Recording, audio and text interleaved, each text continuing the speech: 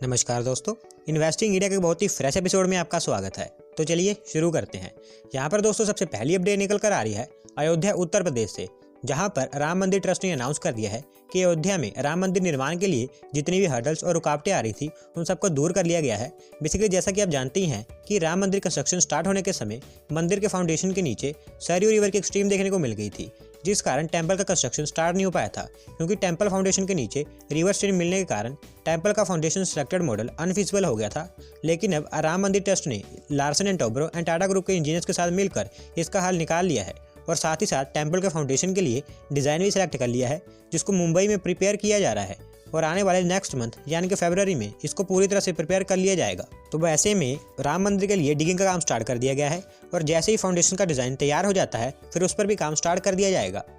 यहाँ पर दोस्तों अगली अपडेट निकल कर आ रही है रिलायंस इंडस्ट्रीज लिमिटेड की तरफ से, जहाँ पर कुछ रिपोर्ट्स के मुताबिक नेक्स्ट 6 मंथ के बीच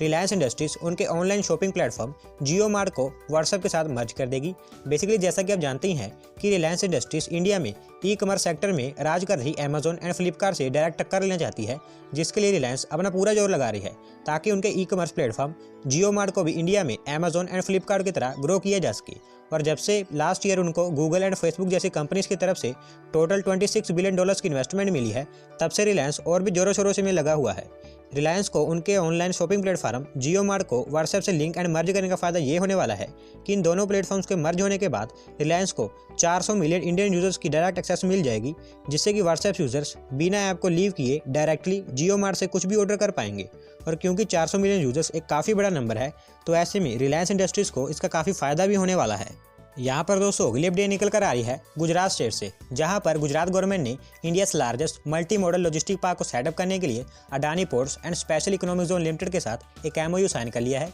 ये लॉजिस्टिक पार्क गुजरात के अहमदाबाद डिस्ट्रिक्ट की सानन सिटी में 1450 एकड़ के एरिया में सेटअप किया जाने वाला है, जिसमें अप्रोक्सीमेटली 50,000 करोड़ की मेजर इन्वेस्टमेंट की जाने वाली है। दोस्तों सानन सिटी में India largest multi model logistic park को सेटअप करना बिल्कुल ही करेक्ट लोकेशन है, क्योंकि ये city golden quadrilateral highways, Mundra port, propose Dholera port, Ahmedabad airport, propose Dholera airport, DFC और इसके अलावा Delhi Mumbai industrial corridor and Gujarat के विरागमम स्पेशल इन्वेस्टमेंट रीजन में भी आती है, जो पूरी तरह से हर तरह के ट्रांसपोर्टेशन मीन से कनेक्टेड है। इस मल्टी मॉडल लॉजिस्टिक पार्क में air dedicated cargo complex, air freight station, cold storage facilities, textile e commerce spaces, warehouses, container yards और एक business and skill development centre भी सेटअप किया जाने वाला है। स्टेट गवर्नमेंट का कहना है कि ये प्रोजेक्ट अप्रोक्सीमेटली 25,000 जॉब्स जनरेट करने वाला है और नेक्स्ट 6 मंथ के बीच सेंट्रल गवर्नमेंट से सभी तरह के परमिशंस और क्लियरेंस लेने के बाद इस पर काम स्टार्ट कर दिया जाएगा। यहाँ पर दोस्तों अगली अपडेट निकल कर आ रही है हिमाचल प्रदेश स्टेट से, जहाँ पर power grid corporation of India limited की तरफ से हिमाचल प्रदेश स्टेट में टेलीकॉम नेटवर्क प्रोवाइड करवाने के लिए Himachal Pradesh state electricity board के साथ एक एग्रीमेंट साइन कर लिया गया है। इस एग्रीमेंट के अंतर्गत ये दोनों एंटिटीज मिलकर हिमाचल प्रदेश के अलग अलग डिस्ट्रिक्ट्स में 500 kilometre of optical ground wire telecom network को सेटअप करेंगे। और ये telecom network basically Himachal Pradesh के रिमोट एरियाज जैसे कि कांगड़ा, ऊना, मंडी, बिलासपुर, सिरमौर, पांवटा साहिब, नाहन, पालमपुर और कुल्लू जैसे एरियाज में सेटअप किया जाएगा। इससे पहले भी इन दोनों के बीच हिमाचल प्रदेश के रिमोट एरियाज में 350 kilometre of optical ground wire network को सेटअप करने के लिए एक एग्रीमेंट साइन हुआ था और अब इस एग्रीमेंट के साइन होने के बाद ये टैली 850 किलोमीटर तक पहुंच गई है। यहाँ पर दोस्तों अगली अपडेट निकल कर आ रही है Bengaluru based EV startup simple energy की तरफ से, जहाँ पर उन्होंने अनाउंस किया है कि वो देश में उनके पहले इलेक्ट्रिक स्कूटर को लॉन्च करने के लिए एक स्कूटर्स मैन्युफैक्चरिंग फैसिलिटी को सेटअप करने वाले हैं। ये मैन्युफैक्चरिंग फैसिलिटी तमिलनाडु के होजूर में सेटअप की जाएगी, जिसमें EV स्टार्टअप सिंपल एनर्जी की तरफ से अप्रोक्सीमेटली 45 करोड़ की इन्वेस्टमेंट की जाने वाली है। बेसिकली इस EV स्टार्टअप को लास्ट ईयर उनके प्रोटोटाइप के लिए automotive research association of India का सर्टिफिकेशन मिल गया था, जिस कारण इस EV स्टार्टअप को मार्च और अप्रैल के बीच अप्रोक्सीमेटली 60 करोड़ की फंडिंग मिलने वाली है। इस EV स्टार्टअप का कहना है कि इनकी मैन्युफैक्चरिंग फैसिलिटी की first year production capacity 50,000 units की होगी और इन इलेक्ट्रिक स्कूटर्स की प्राइसिंग 1 लाख से 1.25 लाख के बीच होगी। एज ऑफ नाउ प्राइमरीली इन इलेक्ट्रिक स्कूटर्स को बैंगलोर, चेन्नई एंड दिल्ली में लॉन्च किया जाएगा और अगर रिस्पॉन्स अच्छा रहता है तो इनको फ्यूचर में Mumbai, Calcutta, Hyderabad and other cities में भी लॉन्च किया जाने वाला है।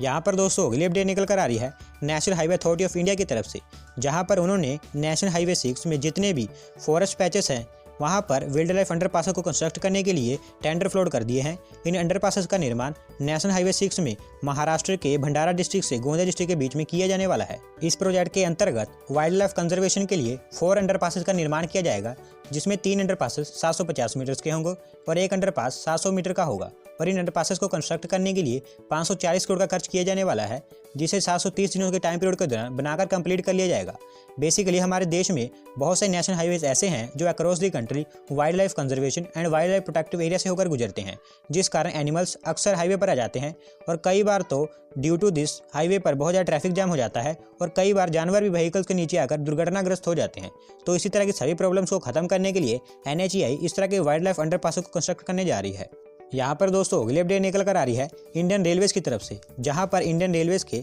South eastern central railway zone ने इंडियन रेलवेज की सबसे लंबी फ्रेट ट्रेन को सक्सेसफुली ऑपरेट करके एक न्यू रिकॉर्ड कायम कर दिखाया है। इस न्यू फ्रेट ट्रेन का नाम वासुकी ट्रेन है, जिसकी लेंथ अप्रॉक्सीमेटली 3.5 किलोमीटर है। इस फ्रेट ट्रेन में फ्रेट कोचेस के 5 रेक्स को कंबाइन करके इस 3.5 किलोमीटर लंबी वासुकी ट्रेन को ऑपरेट किया गया है, जिसमें 300 वैगन्स कंबाइन किए गए थे। इस फ्रेट ट्रेन को south eastern central railway zone ने उनके डिवीजन में कोरबा से भिलाई के बीच में ऑपरेट किया है, जिसमें अप्रॉक्सीमेटली 224 किलोमीटर का डिस्टेंस 7 घंटे में कंप्लीट कर लिया है। दोस्तों इससे पहले भी south eastern central railway zone ने 2.8 किलोमीटर लंबी शेषनाग ट्रेन और 2 किलोमीटर लंबी एनाकोंडा ट्रेन को भी ऑपरेट कर दिखाया था। और अब इस new longest ever Vasuki train को ऑपरेट करके इंडियन रेलवेज के south eastern central railway zone ने एक और खिताब हासिल कर लिया है। यहाँ पर दोस्तों अगली अपडेट निकल कर आ रही है उत्तराखंड स्टेट से, जहाँ पर उत्तराखंड के CM त्रिवेंद्र सिंह रावत जी के द्वारा उत्तराखंड में नेशनल गर्ल चाइल्ड डे के मौके पर हरिद्वार रेजिडेंट सृष्टि गोस्वामी को एक दिन के लिए during the child assembly session में उत्तराखंड का चीफ मिनिस्टर बनाने के लिए मंजूरी दे दी गई है। दोस्तों सृष्टि गोस्वामी उत्तराखंड के हरिद्वार डिस्ट्रिक्ट में दौलतपुर विलेज की रहने वाली है, जो BSc एग्रीकल्चर के 3rd ईयर में परस्यू कर रही है। और इससे पहले भी 2018 में सृष्टि गोस्वामी को स्टेट में चिल्ड्रन स्टेट असेंबली का लॉ मेकर चुना जा चुका है। और 2019 में भी सृष्टि थाईलैंड में इंटरनेशनल लीडरशिप प्रोग्राम में पार्टिसिपेट कर चुकी है। तो ऐसे में कल यानी कि 24 जनवरी को सृष्टि को एक दिन के लिए उत्तराखंड का CM बनाया जा रहा है, जिसके अंतर्गत वो उत्तराखंड स्टेट में चल रही Atal Ayushman scheme, smart city projects, home stay scheme और इसके अलावा कई और भी डेवलपमेंट प्रोजेक्ट्स को रिव्यू करेगी। और साथ ही साथ स्टेट गवर्नमेंट के वेरियस डिपार्टमेंट के ऑफिशियल भी सृष्टि गोस्वामी को स्टेट में चल रहे डेवलपमेंट प्रोजेक्ट्स पर प्रेजेंटेशन देंगे। तो दोस्तों पूरे देश में गर्ल एजुकेशन और गर्ल लीडरशिप जैसी थिंग्स को प्रमोट करने के लिए उत्तराखंड गवर्नमेंट का ये काफ़ी यूनिक इनिशिएटिव है। तो दोस्तों आज की वीडियो में बस इतना ही। अगर आप अपनी तरफ से कोई अपडेट सबमिट करना चाहते हैं तो डिस्क्रिप्शन में दिए गए लिंक पर क्लिक करके सबमिट कर सकते हैं। और अगर आज की वीडियो पसंद आई हो तो वीडियो को लाइक करें, चैनल को सब्सक्राइब करें। धन्यवाद आपका वीडियो को देखने के लिए।